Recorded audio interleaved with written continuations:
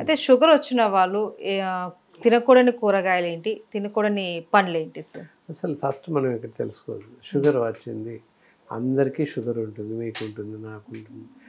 మనిషి అనే ప్రతి వాళ్ళకి షుగర్ ఉంటుంది. షుగర్ ఉండకపోవడం అనేది జరగదు. అది అబ్నార్మల్ కండిషన్స్, షుగర్ లెవెల్స్ పెరగడం అంతే, అసంబద్ధంగా పెరిగిపోతాయి. వ్యాధి అని చెప్పడానికి కూడా లేదు, వ్యాధి అని చెప్పకూడదు వాస్తవానికి. దాన్ని ఏంటంటే కండిషన్, తెలుగులో చెప్తాం మధుమేహము అని చెప్తాం. సో ఇంగ్లీష్లో వచ్చి షుగర్ వచ్చింది, డయాబెటీస్ వచ్చింది అనే కండిషన్ అంతే తప్ప అది డిసీజ్ కాదు. ఎందువల్ల మన షుగర్ పెరిగిపోతుంది అనేది ఇక్కడ బ్రీఫ్గా చూడాలి. మన లోపల మన శరీర అవయవాలలో ప్యాంక్రియాటిక్స్ అనే డక్స్ ఉంటాయి. ఆ డక్స్లో ఇన్సులిన్ అనే హార్మోన్ రిలీజ్ అవుతూ ఉంటుంది. ఆ ఇన్సులిన్ హార్మోన్ శరీరంలో షుగర్ని రెగ్యులేట్ చేస్తుంది, కంట్రోల్ చేస్తుంది, హెచ్చుతగ్గులు కాకుండా కాపాడుతుంది. ఇంకొకటి లివర్ ఉంది. షుగర్ అంతా కూడా లివర్లో స్టోర్ అవుతుంది. Liver is the store house for glucose అని చెప్పేసి అంటుంటాం. అంటే ఎక్కువ ఉన్నటువంటి గ్లూకోజ్ అంతా లివర్లో స్టోర్ అవుతుంది. మన శరీరానికి ఎంత అవసరం ఉంటుంది అంత రెగ్యులేట్ చేస్తూ శరీరం మన రక్తంలోకి పంపిస్తుంటుంది లివర్. ఈ రెండు మన యొక్క షుగర్ లెవెల్స్ని కంట్రోల్ చేస్తుంటాయి. హార్మోన్ అనేది షుగర్ హెచ్చు తగ్గులు కాకుండా, షుగర్ పెరగకుండా చూస్తుంది. వచ్చిన షుగర్ని నిల్వ చేయడం, బయట నుంచి వచ్చినటువంటి షుగర్ని నిల్వ చేసుకోవడం లివర్ యొక్క విధి చేసుకొని అవసరాన్ని బట్టి శరీరం రక్తంలోకి పంపిస్తుంది. అందుకే నిరాహార దీక్ష చేసిన వాళ్ళు 4 రోజులు 5 రోజులైనా ఏమవ్వదు. 6వ రోజుకి బలవంతంగా గ్లూకోజ్ పెడతారు, బయట నుంచి గ్లూకోజ్ ఇస్తాం. ఎందుకంటే నీరసించిపోతారు. మనం ఏ ఆహారం తీసుకున్నా, రైస్ తీసుకున్నా, వీట్ తీసుకున్నా, ఎనీ అదర్ ఫుడ్ ఏది తీసుకున్నప్పటికీ అది గ్లూకోజ్గా మారి శరీరానికి శక్తిని ఇస్తుంది అంతే. మనం ఎలాంటి ఆహారం తీసుకున్నా ఇట్ ఈస్ టర్న్డ్ యాజ్ గ్లూకోజ్గా మారి శరీరానికి శక్తి ఇస్తుంది. అందుకే వాడు ఏదో కంపెనీ వాడు glucose is the secret of my energy అని చెప్తుంటారు. ఎగ్జాక్ట్లీ కరెక్ట్ అనమాట. గ్లూకోజ్ ఇవ్వగానే కొంత ఎనర్జీ వస్తుంది. అందుకే గ్లూకోజ్ పెట్టగానే పడుకున్న వాళ్ళు వేసుకోవచ్చు ఉంటారు. అంటే ఇట్ మీన్స్ దాని యొక్క ఎనర్జీ ప్రభావం ఉంటుంది. అలా మనం తీసుకునే ఆహారం కూడా 2 రోజులు ఇస్తాం గ్లూకోజ్, 3వ రోజు నుంచి ఆహారం మంచి సమంగా తీసుకోండి అని చెప్తాం. అంటే సమంగా తీసుకుంటే గ్లూకోజ్ సీక్రెట్ అవుతుంది, దానివల్ల శరీరం నిలబడుతుంది. మరి అలా ఉండే గ్లూకోజ్ ఎక్కువైతే రక్తంలో ఎక్కువ పేరుకుపోతే, ఎందుకు పేరుకుపోతుంది? ఇన్సులిన్ అనే హార్మోన్ కరెక్ట్గా రిలీజ్ అవ్వదు కాబట్టి షుగర్ లెవెల్స్ పెరిగిపోతాయి, పెచ్చరిల్లిపోతాయి. ఎందుకు పెరుగుతాయి అంటే అది హార్మోన్ తగ్గడం వల్ల న్యాచురల్గా తగ్గిపోతుంది కనుక షుగర్ లెవెల్ కంట్రోల్ అవ్వదు. సో ఇట్ ఈస్ ఇద్దమితంగా పెరిగిపోతుంది. మరి అలా పెరిగిన వాళ్ళని డయాబెటీస్ పెరిగింది, డయాబెటీస్ పేషెంట్స్ అని, లేకపోతే షుగర్ వ్యాధిగ్రస్తులని వాడుక పరిభాషలో చెప్తూ ఉంటాం. సరే ఏది ఏమైనా షుగర్ వచ్చిన వాళ్ళు ఏ ఆహారం తినాలి, ఏ ఆహారం తినకూడదు అనేటటువంటి 1,00,000 ప్రశ్నలు జనాల ముందు ఉన్నాయి. ఎంత చెప్పినప్పటికీ ఇంకా అపోహలు, ఆలోచనలు ఉన్నాయి. కొంతమంది భోజనం పూర్తి మానేస్తారు, కొంతమంది ఒకే టైప్ రైస్ తింటారు, కొంతమంది పళ్ళు ఏం తినాలి అని పళ్ళు మాత్రమే తినేవాళ్ళు ఉన్నారు. అలా కాకుండా సమంగా భోజనం చేయాలి. ఎలా భోజనం చేయాలి అనేది ఫస్ట్ పేషెంట్స్కి తెలవాలి. డయాబెటిక్ పేషెంట్స్ ఉదయం అల్పాహారం ఏదైనా తినండి, టిఫిన్స్ ఏవైనా, ఇడ్లీ తినొచ్చు, వడ తినొచ్చు, పూరి తినొచ్చు, ఏవైనా ఉప్మా తినొచ్చు, రవ్వ ఉప్మా, జొన్న ఉప్మా ఏదైనా మేబీ తీసుకోవచ్చు. మధ్యాహ్నం రైస్ తీసుకోవచ్చు, రకరకాల రైస్లు వాడుతున్నారు, మామూలు రైస్ కూడా తీసుకోవచ్చు విత్ వెజిటేబుల్స్, అన్ని రకాల వెజిటేబుల్స్ తినవచ్చు. నాన్ వెజిటేరియన్స్ అయినట్టయితే చికెన్, ఎగ్, ఫిష్ తినవచ్చు టిఫిన్లో కానీ భోజనంలో కానీ. మటన్ మాత్రం ఎవరూ తినకూడదు. నాన్ వెజిటేరియన్స్ ఎవరైనా మటన్, ఫ్రాన్స్, రొయ్యలు, ఎండు చేపలు తినకూడదు. ఇక నైట్ డిన్నర్ విషయానికి వస్తే మళ్ళీ అల్పాహారం మాత్రమే తీసుకోవాలి. అక్కడ వీట్, గోధుమతో కానీ జొన్నతో తయారు చేసినవి కానీ ఇలాంటివి తీసుకోవాలి రాత్రి. ఈ విధంగా ఆహారం తీసుకున్నట్లయితే షుగర్ కొంతవరకు నీలకడగా ఉంటుంది. ఇక పళ్ళు అదంతా సప్లిమెంట్ అనమాట, ఇది ప్రధాన ఆహారం. పళ్ళు సప్లిమెంట్ డైట్. ఆహారం తీసుకుంటూనే పళ్ళు తినాలి, అంతేకాని పళ్ళు తింటూ ఆహారం మానేయకూడదు. అందరు చేస్తున్న తప్పదే.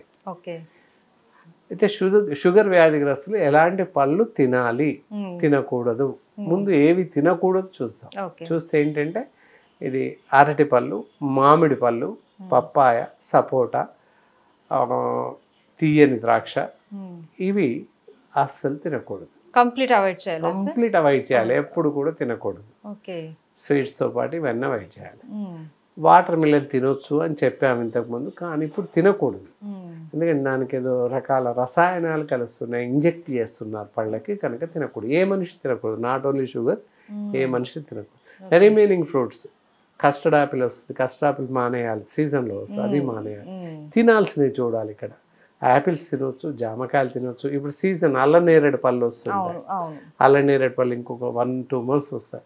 విరివిగా తినొచ్చు, 2 రోజులకు గుప్పడి తినవచ్చు. తినవడం వల్ల షుగర్ నార్మల్ స్టేజ్కి వెళ్తుంది. యాజ్ ఎ రిజర్వేటివ్ కొంత పనిచేస్తుంది శరీరంలో. దాని యొక్క వాల్యూస్, పోషణ శక్తి శరీరంలో ఉండిపోతుంది. ఉండిపోయి షుగర్ని కొంతకాలం పాటు కంట్రోల్లో ఉంచుతుంది, ఓకే ఇబ్బంది ఉండదు.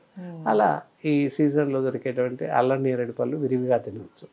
ఇంకా మిగతా ఇందాక చెప్పినట్టు జామకాయలు, యాపిల్స్, తర్వాత నల్ల ద్రాక్ష, ఇవి తినవచ్చు. అయితే సార్ కూరగాయలు ఏమైనా ఉన్నాయా సార్? కూరగాయలు ఆల్మోస్ట్ అన్నీ తినవచ్చు.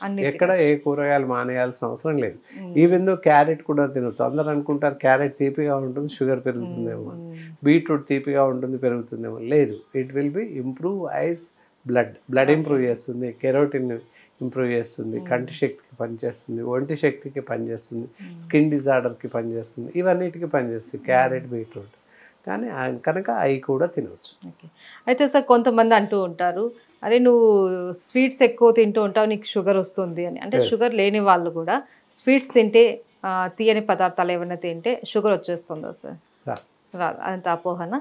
అపోహ మాత్రం. ఏంటంటే ఇప్పుడు ఒక 100 grams స్వీట్ తింటాం, మనకెంత 80 to 120 milligrams per liter ఉంటుంది మనకు జనరల్గా బాడీ రక్తంలో. అలాంటిది మనం 100 grams స్వీట్ తిన్నామంటే 100 milligrams అంటే 1000వ వంతు. అలాంటప్పుడు ఇద్దమిద్దంగా షుగర్ పెరిగిపోవాలి. అలా ఎప్పటికీ పెరగదు. ఇందాక చెప్పాను కదా, హై షుగర్ మనకి శరీరంలోకి వెళ్ళగానే గ్లూకోజ్గా మారి లివర్లో స్టోర్ అవుతుంది, అంతే తప్ప రక్తంలోకి రాదు. సో ఇదంతా అపోహ మాత్రం. బాడీ మెకానిజం ఆ విధంగా తయారై ఉంటుంది. అయితే సార్ మనకు షుగర్ కంట్రోల్లో ఉంచుకోవడానికి ఇంటి చిట్కా చెప్తారా? మామూలుగా ఇంటి చిట్కాలు అని చూసినట్లయితే మెంతులు ఉంటాయి, అందరికీ తెలుసు. చట్నీలు వాటిలలో వాడుతుంటారు. మెంతులు కొన్ని రకాల పౌడర్స్ వాడుతూ ఉంటారు. అలా కాక మెంతులు డైరెక్ట్ రా తీసేసుకొని ఒక 2 teaspoons వరకు కప్లో నానబెట్టేసి ఉదయం మెంతులతో పాటు నీళ్ళతో పాటు మెంతులతో మింగేసేయాలి, నమ్మి మింగేసేయాలి. అలా చేస్తే కొంతవరకు కంట్రోల్లో ఉంటుంది. అది వాడుతూ కూడా తప్పకుండా డాక్టర్ సలహా తీసుకోవాల్సిన అవసరం ఉంటుంది. కొంతమందికి మాత్రమే ఆ చిట్కాలు పనిచేస్తాయి, అందరికీ ఎల్లవేళ్ళలో పనిచేస్తాయని చెప్పడానికి లేదు. షుగర్కి అయితే ఖచ్చితంగా వైద్య సలహా, వైద్య పర్యవేక్షణ ఉండాల్సింది. ఇంటి చిట్కా అంటే కొంతవరకు పనిచేస్తుంది, కొన్ని సందర్భాల్లో పనిచేయదు. మనం చూసాం, అలాగే మెంతులు తాగుతున్నాను బాగానే ఉంది సార్ అన్నాడు, తీరా చూస్తే 250 మాత్రమే ఉంది ఆ వ్యక్తికి. సో అప్పుడు ప్రమాదం కదా. పోయిన నెల ఎప్పుడు 2 నెలల కింద చూసుకున్నాడు, బాగానే ఉంది. ఆయన చూసినప్పుడు ఎప్పుడు బాగానే ఉంది, మళ్ళీ తర్వాత పెరిగిపోయింది. సడన్గా ఓ రాత్రి ఎప్పుడో ఎక్కువ పెరిగిపోయి 400-500 అయితే బ్రెయిన్ స్ట్రోక్ వస్తుంది, లేదా హార్ట్ డిసీజ్ వస్తుంది, కొలాప్స్. షుగర్ వల్ల చాలా ప్రాణాంతకమైన వ్యాధులు వచ్చే అవకాశం ఉంది. ప్రతి దాన్ని దాన్ని ఎక్కువ చేస్తారు అన్నమాట. ఐసైట్ వస్తుంది, గ్లూకోమా వస్తుంది, డయాబెటిక్ రెటినోపతి వస్తుంది, డయాబెటిక్ నెఫ్రైటిస్ వస్తుంది, కిడ్నీ వ్యాధి, అలాగే డయాబెటిక్ న్యూరోపతి వస్తుంది, పెరాలిసిస్. ఇలా ఇన్ని రకాల జబ్బులు రావడానికి షుగర్ దోహదపడుతుంది, త్వరగా రావడానికి.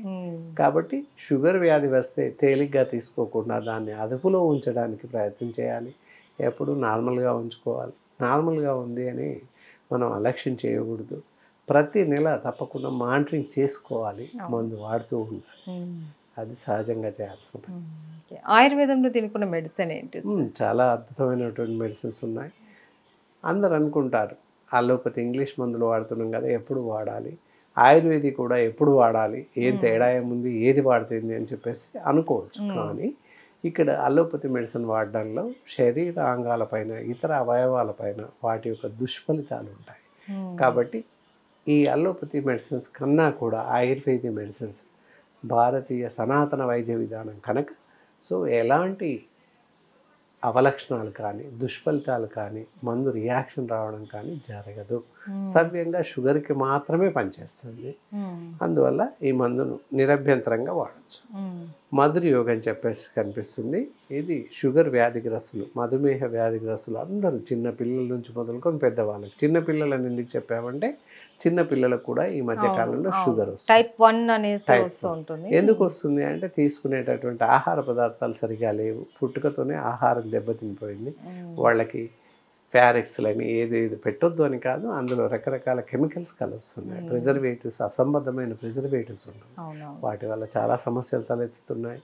అలాగే ఇచ్చే ఆహారం కూడా, వాడు ఆహారం తినే వేళకి ఎప్పటికప్పుడు చేసి పెట్టలేక ఏదో ఒక తిండి పెట్టేసి బయట నుంచి మ్యాగీ తెచ్చి తినబెట్టడం, ఇలాంటివి చేయడం వల్ల, రకరకాల ఫాస్ట్ ఫుడ్ తినిపించడం వల్ల కూడా అనారోగ్య సమస్యలు తలెత్తుతున్నాయి.